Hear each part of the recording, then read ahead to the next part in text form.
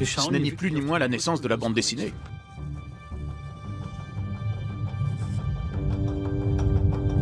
Hélas, hélas, la fin remet tout en place. Une action d'enfer. C'est drôle, tout simplement.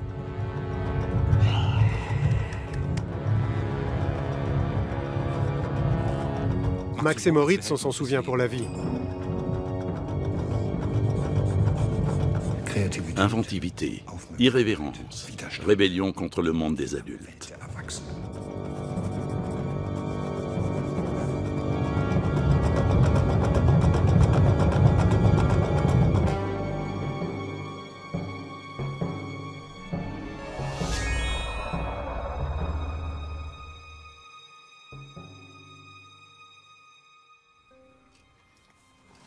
Max et Moritz, un classique de la littérature pour enfants. Créé par Wilhelm Busch au XIXe siècle, cette histoire en images a marqué des générations entières. Un plaisir sans cesse renouvelé dans le monde entier. Les 7 exploits, ou plutôt mauvais tours des 2 garnements, ont été traduits dans plus de 200 langues. En France notamment par Cavana. Aujourd'hui, près d'un siècle et demi après leur création, les espiègleries de ces 2 compères continuent de faire la joie des petits comme des grands. Le texte, je le connais.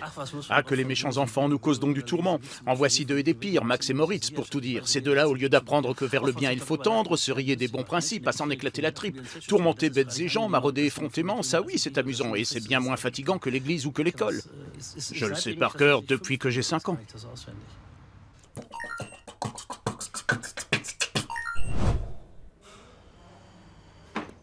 Ces vers pleins de malice sont devenus des références dans la langue allemande. Ok, quelque chose va sortir de cette boîte? Qu'est-ce que je vais tirer? Allez, je prends ça. Ah, il faut compléter les trous. Regardez. À une branche en guirlande, bientôt les voilà qui pendent. Leur cou devient long, long, long. Leur cri est à peine un son. Chaque poule pond un œuf, et puis arrive le bœuf. Chaque poule pond un œuf, et puis meurt. Et meurt le veuf. Qu'est-ce qu'il est drôle ce passage. Chaque poule pond un œuf, et puis meurt, et meurt le veuf. Ces poulettes étaient 3, avec un coq fier en voix.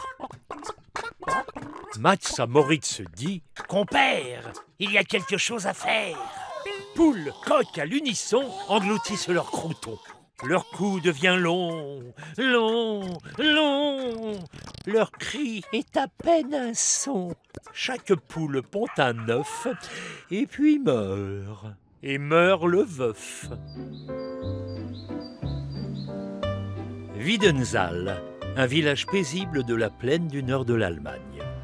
Le peintre, dessinateur, poète et humoriste Wilhelm Busch est né ici.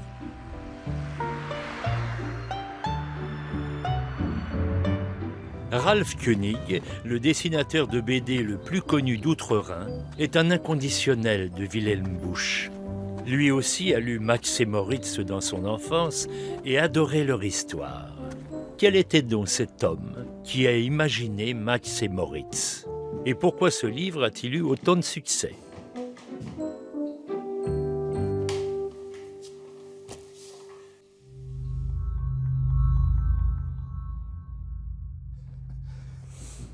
De son vivant, Busch passait pour un ours mal léché qui faisait grand mystère de tout ce qui touchait à sa personne.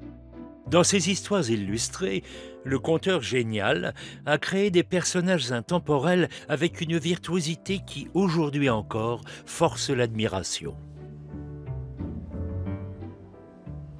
Wilhelm Busch est le père fondateur pour tous les dessinateurs de BD, qu'ils en soient conscients ou pas. Moi, je le sais depuis mon enfance, depuis le moment où j'ai trouvé des illustrations de Wilhelm Busch dans la bibliothèque de mes parents. Je ne savais pas encore lire, mais je comprenais les images. Et ça m'a complètement bluffé. J'ai aussi senti que Bush était tout sauf un auteur inoffensif. Grâce à lui, j'ai découvert dès mon plus jeune âge que la BD était un moyen d'expression vraiment très rock'n'roll. À l'époque, j'étais en pleine puberté, à la campagne, et bien sûr, je ne pensais qu'à m'éclater comme tout le monde. Je voulais fumer des joints et m'envoyer en l'air, et en attendant la vraie vie, j'ai dû me contenter de la dessiner. Wilhelm Busch, qui a vécu l'essentiel de sa vie dans des presbytères de campagne, s'est nourri de l'ambiance austère des milieux protestants de sa région natale. Quand je crée mes albums, quand je dessine mes nez en patates, c'est un peu comme une psychothérapie. Je réinvente le monde tel que j'aimerais qu'il soit. En tant que dessinateur, on possède quelque chose qui nous appartient et qu'on peut façonner à sa guise. On est le bon Dieu de ses propres personnages. Et à mon avis, qu'on soit romancier ou auteur de BD ne fait pas de différence.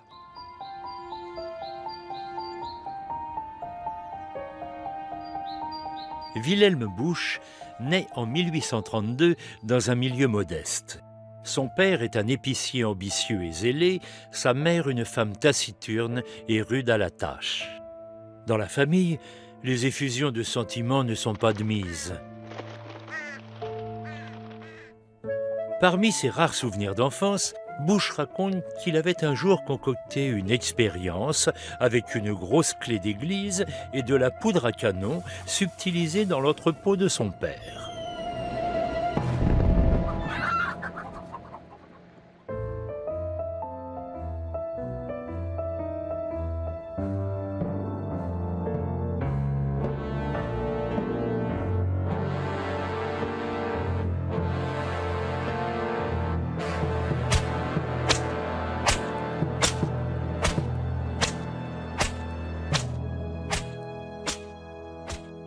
L'éducation était sévère, très sévère. On ne prenait pas ses enfants dans ses bras. On veillait à ce qu'ils grandissent sans manquer de rien, mais il n'y avait pas de tendresse. Au XIXe siècle, l'éducation n'avait rien à voir avec celle d'aujourd'hui. Les enfants subissaient des châtiments corporels, ils étaient dressés. On les considérait comme de petits adultes qui étaient tenus de marcher droit. Et s'ils ne marchaient pas droit, on leur collait une gifle, ou comme on peut le voir chez Wilhelm Busch, une bonne fessée.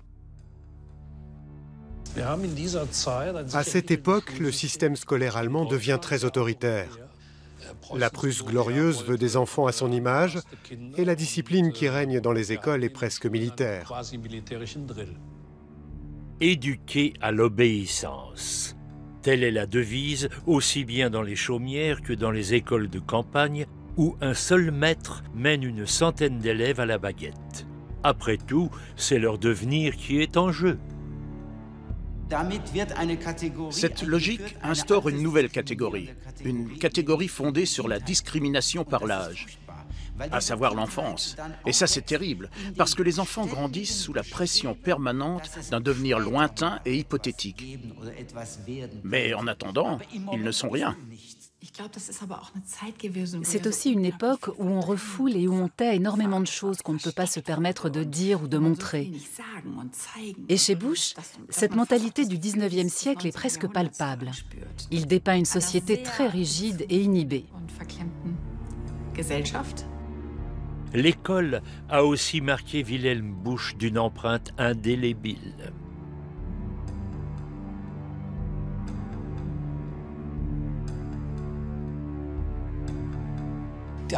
Effectivement, les châtiments corporels sont récurrents dans l'ensemble de son œuvre.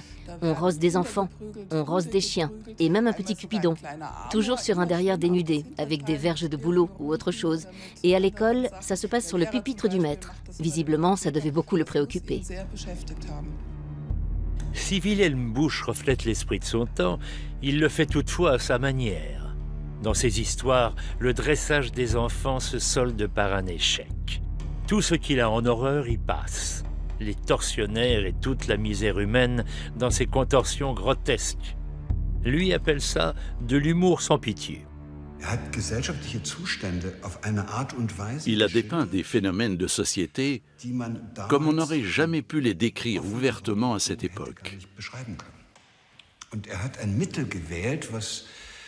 Et pour ce faire, il a choisi le seul levier capable de banaliser un sujet vraiment délicat pour l'élever au niveau du débat. Ce levier, c'est l'humour. Dans la version turque de Max et Moritz, la veuve Bolte est rebaptisée Fatma Doudou. Donc Bolte, la pauvre veuve, surmontant la dure épreuve, chercha ce qui serait bien pour l'âme des chers défunts arrachés par grand malheur à l'affection des leurs. Et son grand cœur lui dicta ce sentiment délicat, dignement et dans l'honneur, les retire avec du beurre.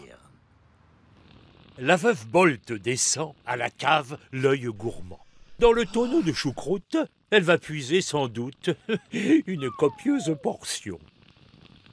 Pendant ce temps, sur le toit, se prépare un autre exploit. Canne à pêche et hameçon sont prêts. Mais pour quel poisson? Hop là! Avez-vous vu ça? Ce sont poules qu'on pêche là. Hop là! En voici une autre. Et hop là! Encore une autre. J'ai une fille qui a 7 ans. Un jour, j'ai ressorti mes vieux livres de Max et Moritz. Et en les feuilletant, j'ai remarqué en tant qu'adulte et en tant que mère à quel point cette histoire était pernicieuse. Et je me suis surprise à me demander si c'était une lecture saine pour une enfant. Ce n'est absolument pas trop cruel. On y voit la cruauté qu'on veut bien y voir. Les enfants sont très sérieux quand ils posent des questions sur la mort, sur le danger. Et je trouve ça impardonnable de leur raconter des mensonges. C'est un peu comme pour le monstre dans le placard. Si on leur répète sans arrêt « non, il n'y a rien là-dedans », alors qu'ils entendent des bruits bizarres, le monstre ne fait que grandir.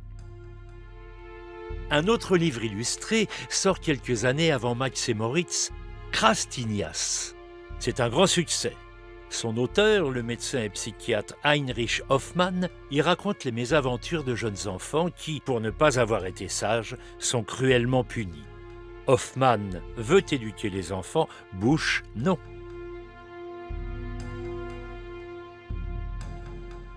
Max et Moritz est un tout nouveau genre de livre pour enfants, bien qu'on puisse se demander s'il s'agit effectivement d'un livre destiné aux enfants ou si ça n'est pas plus indiqué pour les adultes. En tout cas, ce n'est pas un manuel d'éducation, puisque cette lecture ne rend pas les enfants plus sages. Au contraire, ils rêveraient peut-être de reproduire ces coups pendables et auraient plutôt tendance à admirer Max et Moritz. Je trouve qu'il s'y est pris d'une manière très courageuse.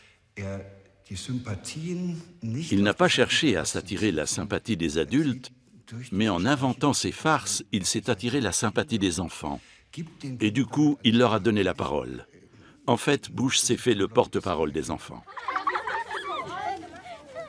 À l'ère numérique, les deux fripouilles incorrigibles rivalisent aisément avec la PlayStation ou Mickey.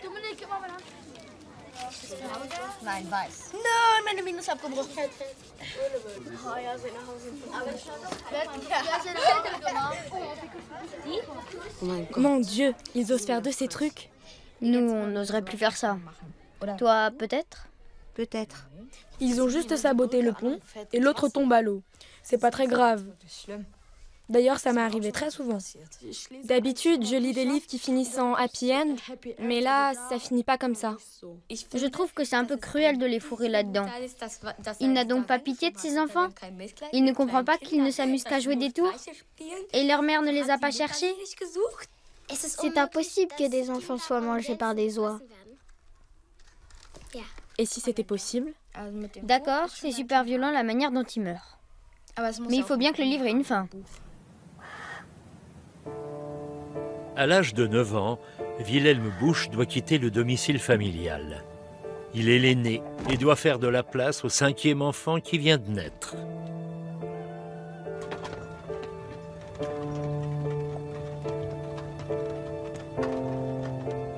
Le garçon est envoyé chez le frère de sa mère. Georg Kleine, qui est pasteur naturaliste, est prié de lui donner une instruction solide.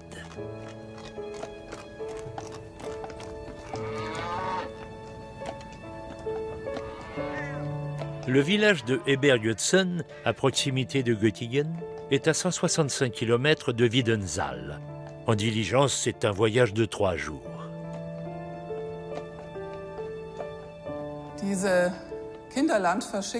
On a envoyé cet enfant de la campagne loin des siens, et je crois que ça l'a traumatisé. Les sentiments qu'il éprouve pour sa mère sont d'ailleurs à peu près les seuls à ne pas lui inspirer de sarcasme. Les mères sont curieusement absentes de son œuvre. En fait, tous les personnages de ces histoires n'ont ni père ni mère. Ça grouille d'orphelins. Il ne retourne chez lui que 3 ans plus tard. Il est tout content. Et sa mère vient à sa rencontre. Il la voit et court vers elle. Mais elle l'ignore. Elle ne le reconnaît pas. Le mal du pays est un mal de gorge particulier, écrira-t-il par la suite. Il dessine sa terre natale et sa famille encore et encore, mais il ne subsiste qu'un seul dessin de sa mère. Représentée de dos, elle porte un bébé dans ses bras.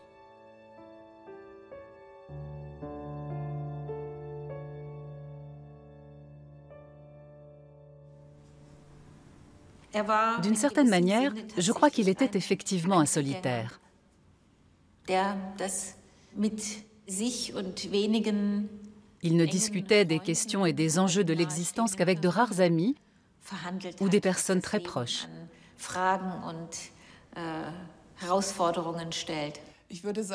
Je dirais qu'il était tout le contraire d'un risque-tout. Séduire la femme d'un autre ou faire un voyage autour du monde, non, ce genre de choses n'était pas du tout dans ses cordes. C'était un homme prudent, un homme très réservé. Oui, on peut dire que c'était un ermite. Bush évite les contacts avec le monde extérieur. Il détruit l'ensemble de sa correspondance ainsi que ses esquisses préparatoires. Il veut se dévoiler le moins possible. La lecture de Kant et de Schopenhauer le conforte dans l'idée qu'il se fait de l'homme. Wilhelm Busch était un pessimiste. D'après lui, on n'était bon à rien dès l'enfance. On naissait d'emblée avec un mauvais fond, et l'éducation ne pouvait rien y changer. Et partant du principe qu'il n'y a rien à faire et que tout homme reste à jamais ce qu'il est, il se replie en observateur. Il voit le monde autour de lui, se met en retrait et observe. Les sujets de ses histoires, il les trouve devant sa porte. De sa plume impitoyable, il dénonce la mesquinerie petite bourgeoise de son voisinage. Mais l'observateur acerbe a beau se tenir à distance, il ne passe pas inaperçu. Dans le village, des histoires circulent encore à son sujet.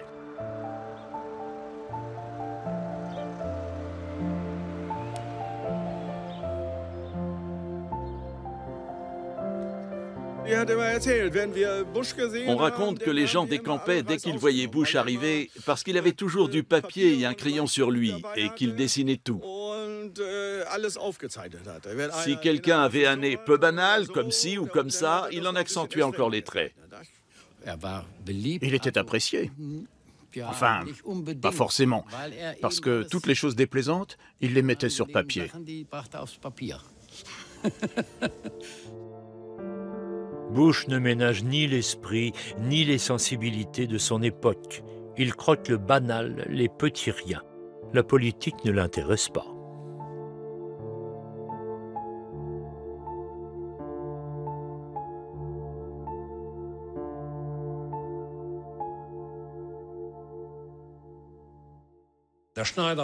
Le couturier, la veuve, le meunier, l'instituteur, l'organiste, ces figures sont récurrentes. Il a largement montré les côtés sombres et la bassesse de la nature humaine. Et il l'a fait de façon si magistrale que beaucoup de lecteurs devaient se dire dans un grand soupir de soulagement « Tiens, ce personnage, c'est exactement mon affreux voisin ». Max et Moritz pleins d'ardeur, scièrent le bois comme beurre. Ric-rac.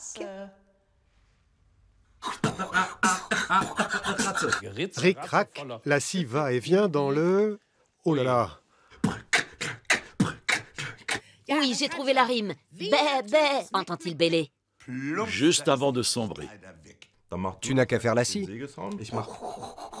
Et moi, je fais ric-rac, ric-rac, ric. Ok, et moi, j'ajoute le beat.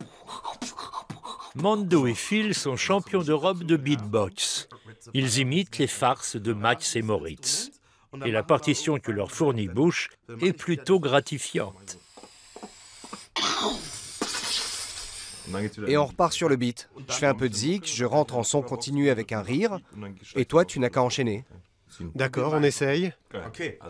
3, 4.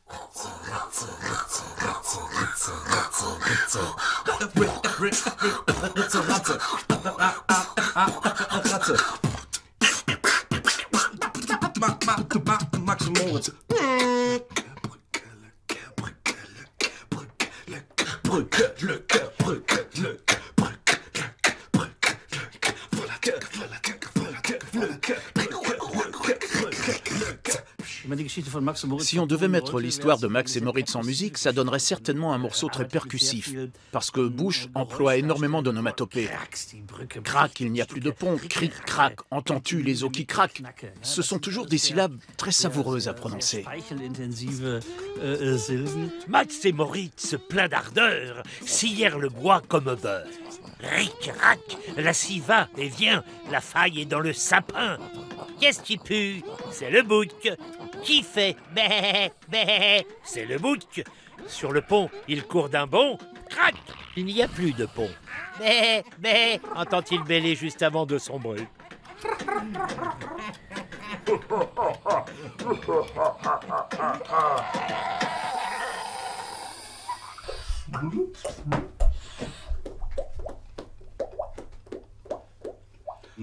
Au départ, ce bé, bé, bé n'est rien de plus qu'une énumération, ou plus exactement une répétition d'une même syllabe.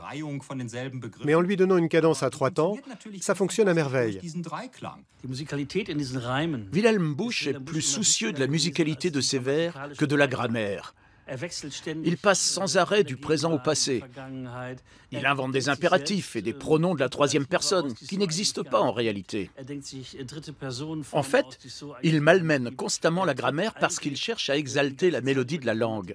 Et c'est en ça qu'il va au-delà de la liberté poétique usuelle.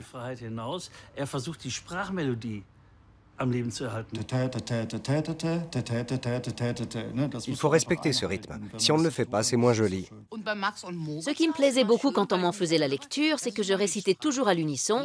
C'était le premier exploit, le deuxième suit tout droit. Max et Moritz restent souvent associés à l'intonation que les parents ou les grands-parents donnaient au texte. Les ambiances évoquées par leur lecture sont restées gravées dans les mémoires. Cette Madeleine de Proust auditive explique en partie le succès incroyable de ce livre. Wilhelm Busch a d'abord dessiné l'histoire. Pour le texte, il a mâché les mots jusqu'à les rendre agréables à l'oreille. À peine arrivé chez son oncle, qui est aussi son précepteur, le jeune Wilhelm se lie d'amitié avec le fils du meunier, Erich Bachmann. C'est avec lui qu'il partage sans doute les plus beaux jours de son enfance.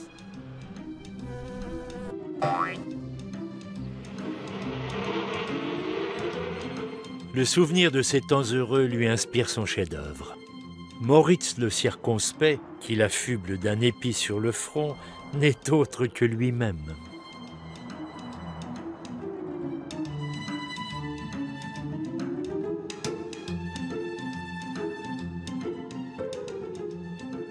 Les deux garçons seront amis pour la vie. Busch revient à Ebergötzen chaque année.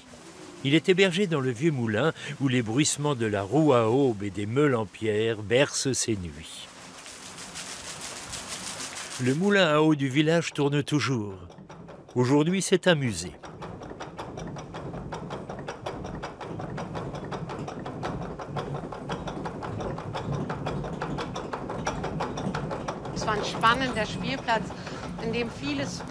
C'était un terrain de jeu fantastique où il se passait plein de choses.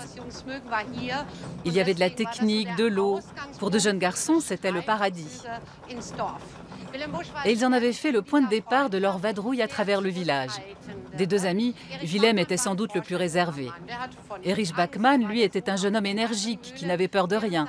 C'était le fils du maître meunier. Et c'était exactement le compagnon dont Busch avait besoin. Un gars qui l'entraînait et lui faisait découvrir le terrain d'aventure qu'était le village. Georg Kleine est un précepteur exigeant mais bienveillant. Sous sa tutelle, Wilhelm apprend à dessiner et à rédiger des histoires. Cet oncle naturaliste lui transmet aussi son sens de l'observation. Tous les décors de Max et Moritz, le pont, le moulin, l'église, sont l'exact reflet du village d'Ebergötzen. Le jeune Wilhelm Busch n'a sans doute fait les 400 coups qu'en imagination. Des tours pendables, moi? Non, évidemment, je n'ai jamais joué de tours. J'ai lu Max et Moritz et j'ai retenu la leçon. J'étais certes une enfant rebelle et aventureuse, mais les règles, j'avais plutôt tendance à les respecter. Je ne fais pas souvent de farce aux autres. Je le fais presque jamais. Je peux vous dire que j'ai copieusement imité Max et Moritz quand j'étais écolier. Je crois qu'ils jouent des tours parce qu'ils ne savent pas quoi faire d'autre. La technique, c'est mieux. La technique, c'est mieux que les farces. D'accord, je vais passer aux aveux. Mon père, qui était policier, avait un vélo de service. Lui dégonfler les pneus, ça oui, évidemment. Aujourd'hui, il y a l'électronique. Autrefois, il n'avait même pas la télé couleur. Mais c'était il y a super longtemps.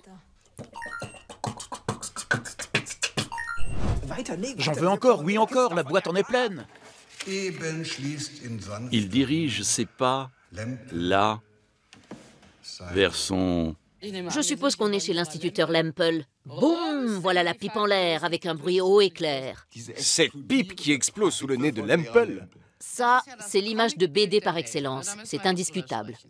C'est un peu comme un tableau de Roy Lichtenstein où explosent en lettres immenses des wham, des boum ou des bang. Ah, mais bien sûr. Voilà l'image qui me terrorisait. Le bonhomme n'a plus qu'une oreille et ressemble un peu à Niki Lauda. Bang! Le pauvre homme explose et se retrouve le cul par terre. Et tout le monde trouve ça cocasse. Ça me faisait froid dans le dos. Et comment? Non, mais vous avez vu ce zombie? On ne ferme plus l'œil de la nuit quand on a vu une image pareille. Il dirige ses pas là vers son foyer bien-aimé et tout content, il allume sa chère pipe d'écume. Ah, se dit-il, être heureux c'est bien ce qu'il y a de mieux. Boum! Voilà la pipe en l'air avec un bruit haut et clair.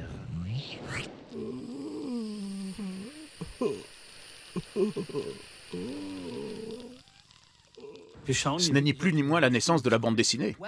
Bien joué, Monsieur Busch.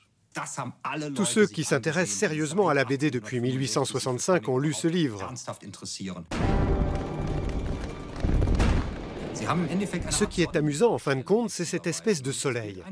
En y regardant de près, on voit un petit cercle blanc, et c'est de là que jaillit l'explosion. Dans cette édition colorisée, le jaune fait même penser à une sorte de supernova. Au XIXe siècle, on ignorait l'existence des supernovas, mais ce type de phénomène, cette dynamique, fascinait les gens. L'image pouvait aussi les rebuter parce que c'est un acte d'une extrême violence. Busch représente donc cette explosion en tirant des traits autour de ce noyau blanc et froid, qui curieusement est le seul vide dans ce dessin, par ailleurs saturé de coups de crayon. L'explosion part du néant. C'est une idée carrément grandiose.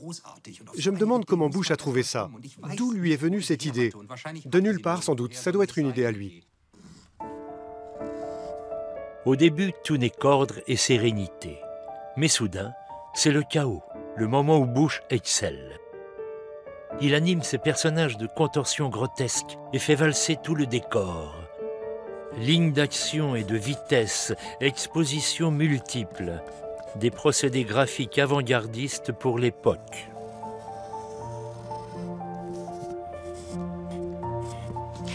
Les dessins sont d'une habileté magistrale. Son trait coule de source. Il est parfait.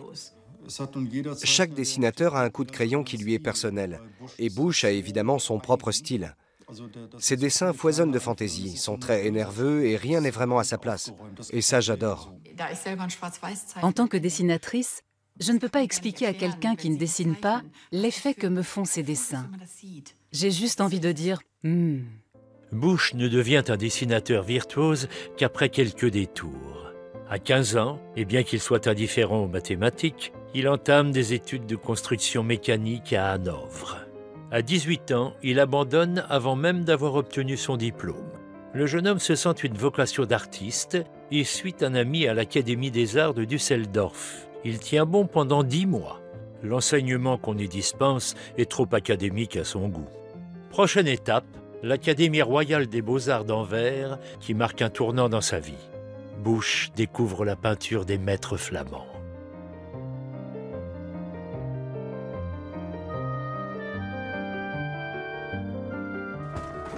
Quelques mois plus tard, il tombe gravement malade. Il a le typhus. Sans les bons soins de sa logeuse, il n'aurait probablement pas survécu. À peine remis, il est envoyé en convalescence chez ses parents. Pour la route, ses hôtes lui donnent 3 oranges et une veste rouge. Un sentiment d'échec l'accompagne.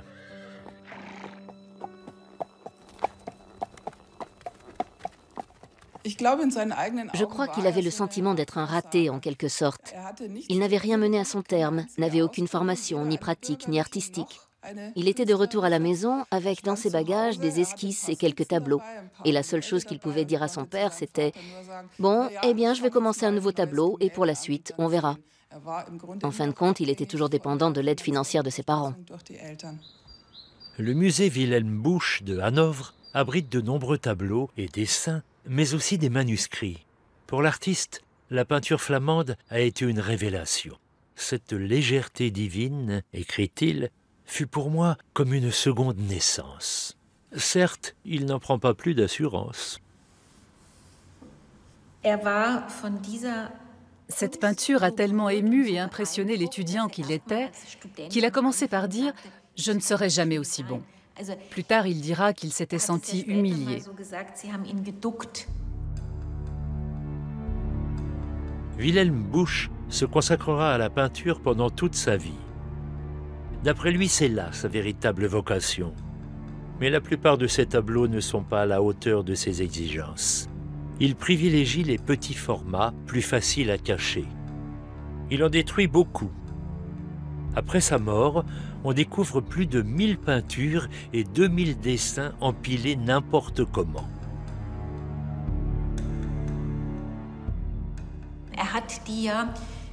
Il ne les montrait qu'à très peu de gens, à certains membres de sa famille et à de rares amis. À part ça, il n'était pas destiné au public. Busch évite les sujets spectaculaires. Il dessine et peint les choses simples, des scènes champêtres, des paysans, des animaux. C'est une peinture de genre. Dans ses tableaux, la veste rouge est un élément récurrent, symbole de sécurité et de chaleur humaine. L'artiste n'a livré aucun commentaire. Il devient de plus en plus abstrait, de plus en plus exubérant dans les couleurs et finit par triompher de l'héritage qu'il a si longtemps tourmenté, à savoir les peintres flamands du XVIIe siècle, les Teniers, les Brouwer et tant d'autres. Et d'après moi, son évolution est tout à fait comparable à celle d'un Van Gogh. À l'instar de Van Gogh, Busch dédaigne les sujets lucratifs, comme les scènes historiques ou les portraits académiques. Il expérimente la peinture et affirme un langage propre, un style annonciateur de l'art du XXe siècle.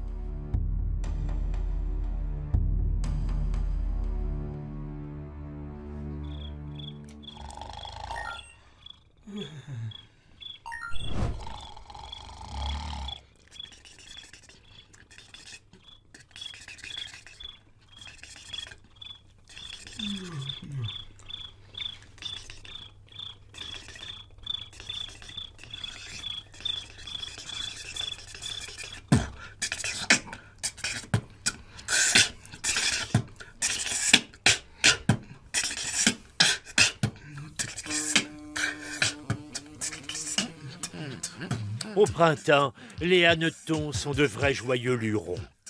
Oncle Fritz s'en va au lit avec son bonnet de nuit.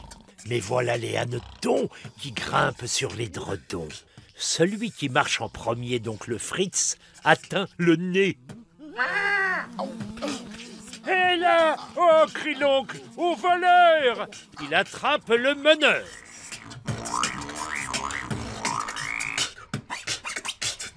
Oncle Fritz, rempli d'effroi, entend bruire autour de soi. Ouah! En voilà encore un. Sur la nuque. Un sur les reins. Ça ronfle, gronde et bourdonne. Toute la chambre résonne.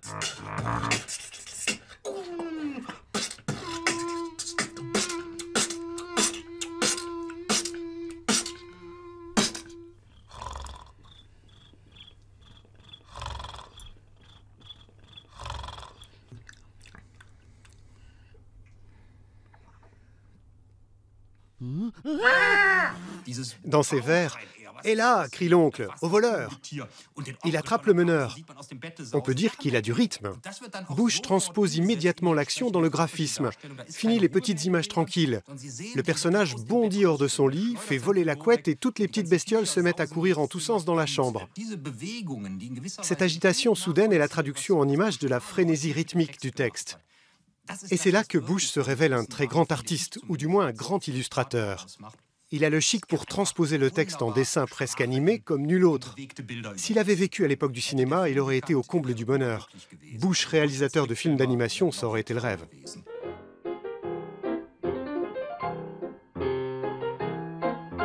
En 1897, encore du vivant de Bush, le pionnier du 7e art, Georges Méliès, tourne Une nuit terrible, l'un des premiers courts-métrages de l'histoire du cinéma. C'est une comédie, et le réalisateur s'est à l'évidence inspiré de Max et Moritz. Bush qualifie son art d'écriture imagée. Bon nombre de ses histoires se lisent en effet comme un storyboard. Le lecteur n'a aucun mal à compléter les ellipses dans sa tête. Et Bush sait que le public aime l'action. Ce qu'on retrouve sans arrêt dans les films de Disney de la fin des années 20 et du début des années 30 du point de vue de la dynamique, mais aussi du montage, correspond exactement à ça, c'est évident. Et Bush s'y est mis 60-70 ans auparavant.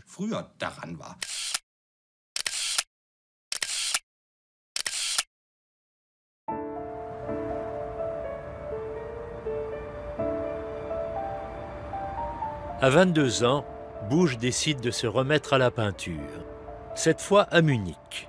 Son père ayant accepté de le soutenir une dernière fois, il s'inscrit à l'Académie royale des beaux-arts. Mais son enthousiasme ne dure pas. La peinture historique enseignée à Munich ne l'intéresse pas.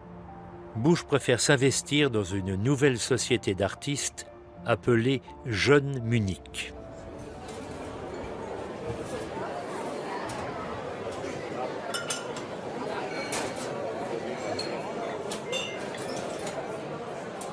Nous savons que Willem Busch était d'un naturel joyeux. Il s'est plongé à corps perdu dans la vie d'artiste. Il a bu jusqu'à plus soif.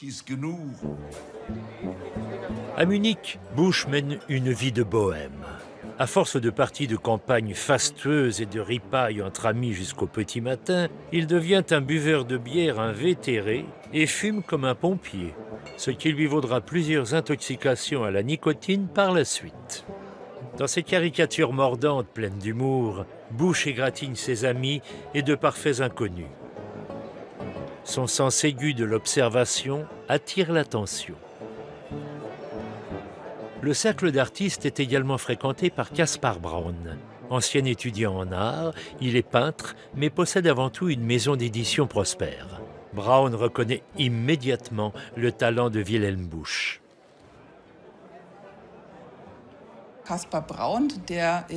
Caspar Braun était une personne en vue à Munich. Il éditait 2 journaux très renommés, Les Feuilles Volantes et Les Pages Illustrées de Munich, une sorte de revue satirique pour laquelle il avait toujours besoin de dessinateurs. Il a reconnu le talent du jeune Wilhelm Busch et s'est dit que c'était exactement l'homme qu'il lui fallait pour illustrer ses colibés. Et c'est en effet la première tâche qu'il lui a confiée, illustrer les histoires drôles envoyées par les lecteurs. Pour la première fois, Busch gagne sa vie en prenant de surcroît du plaisir à travailler. Seule la qualité médiocre des textes à illustrer dérange le perfectionniste qu'il est. Il propose quelques histoires de son cru à Caspar Braun. Publiées dans les Pages Illustrées de Munich, elles se vendent comme des petits pains.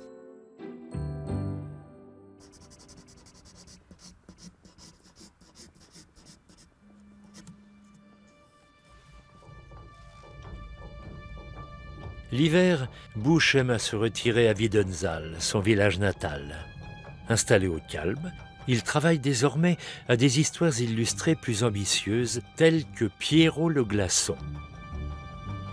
À sa demande, l'éditeur Heinrich Richter de Dresde accepte de rassembler ses récits dans un recueil pour enfants. Mais le livre intitulé « Facéties en images » est un fiasco. Il est encore trop tôt pour que le public apprécie ces histoires. À présent, il ébauche une histoire de 2 garnements. Il les baptise Max et Moritz. Comme d'habitude, il dessine les images avant de rédiger le texte.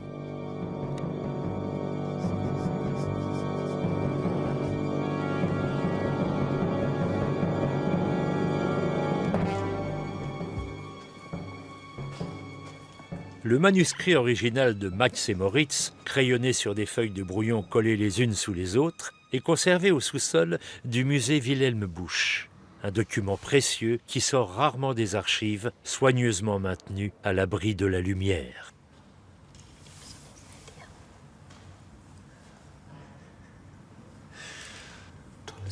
Quelle finesse dans cette façon de tailler les contours. Là-haut, on voit nettement les silhouettes des poules, c'est génial. Et regardez cet arbre plus bas.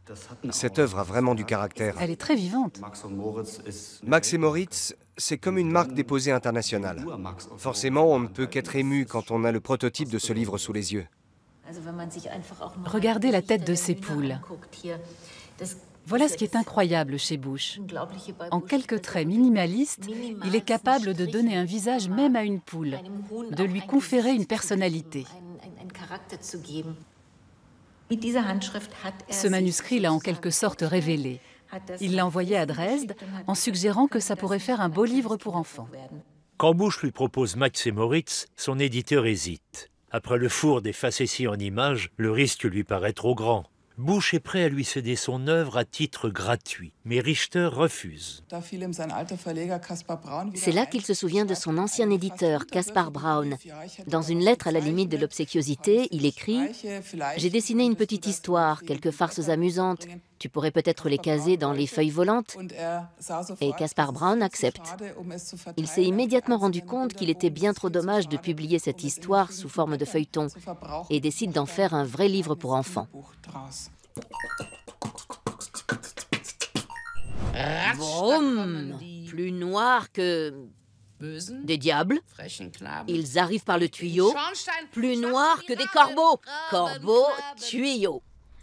Le 6e exploit est mon préféré. Poif! Le coffre est grand ouvert. Plein de farine aux 2 tiers. Maintenant, ils sont tout blancs. On croirait des revenants. Parce qu'ils sont tout noirs et ensuite tout blancs. Noir et blanc. Le four est encore chaud. Le pain sera cuit bientôt. Hop là! En un tour de main, les voilà cuits juste... Il ne reste comme entrée que l'étroite cheminée. Broum! Plus noir que des corbeaux, ils arrivent par le tuyau. Paf! Le coffre est grand ouvert, plein de farine aux 2 tiers. Le four est encore chaud, le pain sera cuit bientôt. Vous pensez tout est fini? Non, ils sont encore en vie.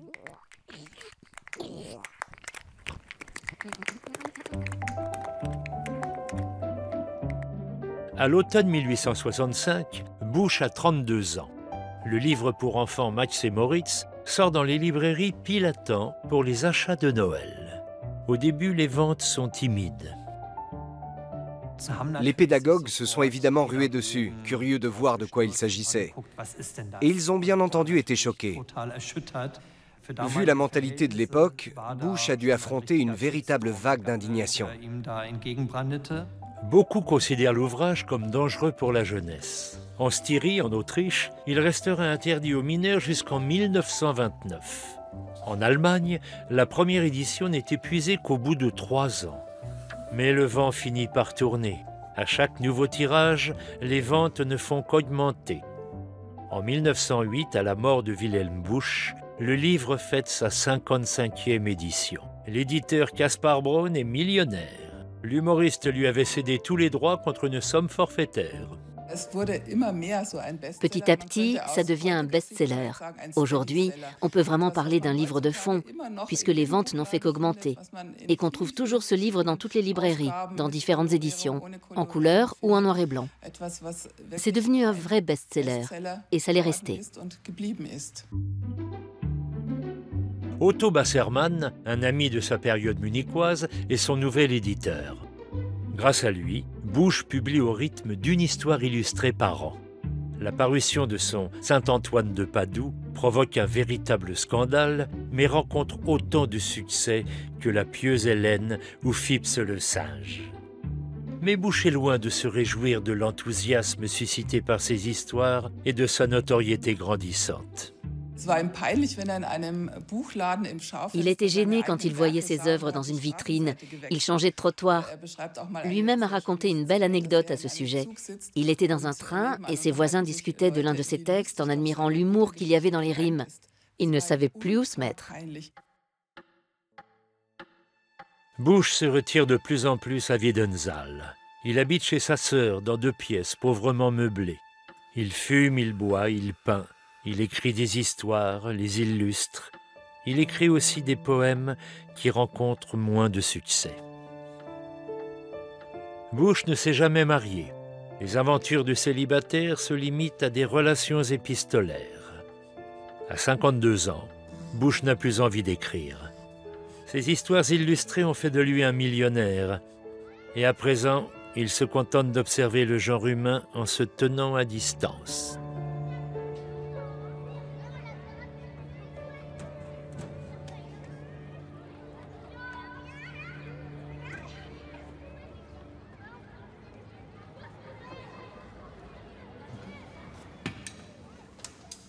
La Ludwig Galerie d'Oberhausen a retracé 150 ans d'histoire de la BD lors d'une exposition intitulée « De Wilhelm Busch à Ralph König ».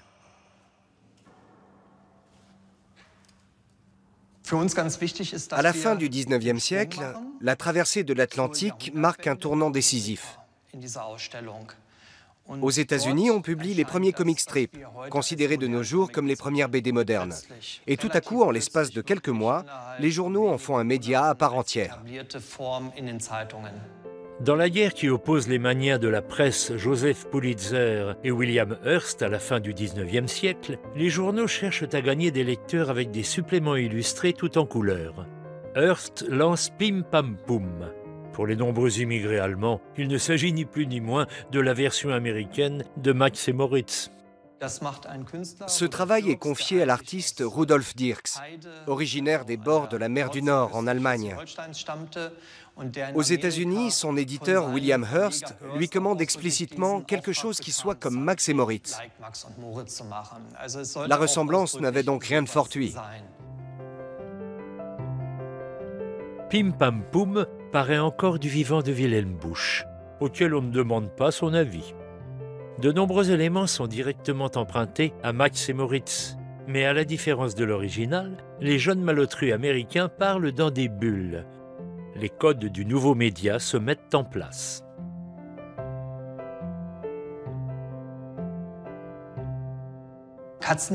Pim Pam et Poum est couronné de succès et toujours édité aux États-Unis. Dans l'univers de la BD, cette série détient le record absolu de longévité. Par le biais des comics américains, les idées de Busch reviennent dans la vieille Europe. D'abord en France, puis en Belgique, et finalement en Allemagne. Mais la multitude de nouveaux héros de bande dessinée ne détrône pas Max et Moritz.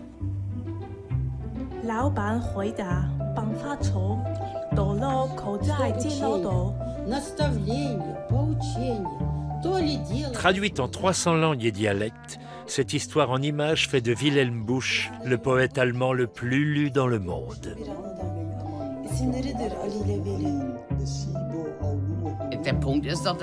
Le fait est que ça s'est presque autant vendu que la Bible et qu'on l'a traduit en autant de langues. Alors je dis chapeau à ce véritable succès mondial.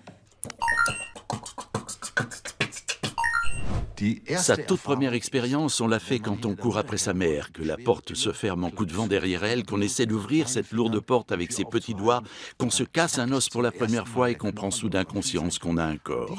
Voilà le sentiment que Wilhelm Busch voulait suggérer. Cric-crac, cric-crac. Cric-crac, cric-crac. Cric-crac, cric-crac. Ricky-racky, ricky-racky. Cric-crac, cric-crac, entends-tu? Les os qui craquent. Non, c'est pas du tout méchant. Max et Moritz sont méchants.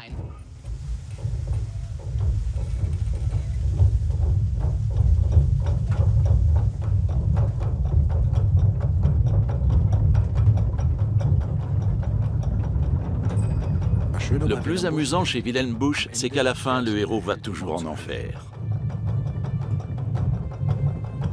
Herr Lempel dit là-dessus, à bon entendeur, salut.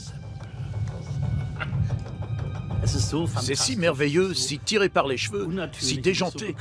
S'agit-il d'une vraie mort? S'agit-il de vrais enfants? Non, pas du tout. Ce sont de pauvres diables imaginaires. Non, Max et Moritz ne sont pas morts, puisqu'ils font partie du cycle de la vie.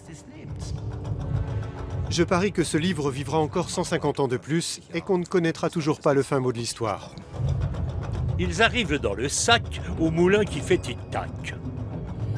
Monsieur le meunier, oh là, faut me moudre cela. Par ici. Dans l'entonnoir, il les verse. Et puis bonsoir. Cric, crac, cric, crac. Entends-tu les os qui craquent? On les reconnaît ici. Les morceaux sont tout petits. Petits, gros, de toute taille. C'est très bon pour la volaille.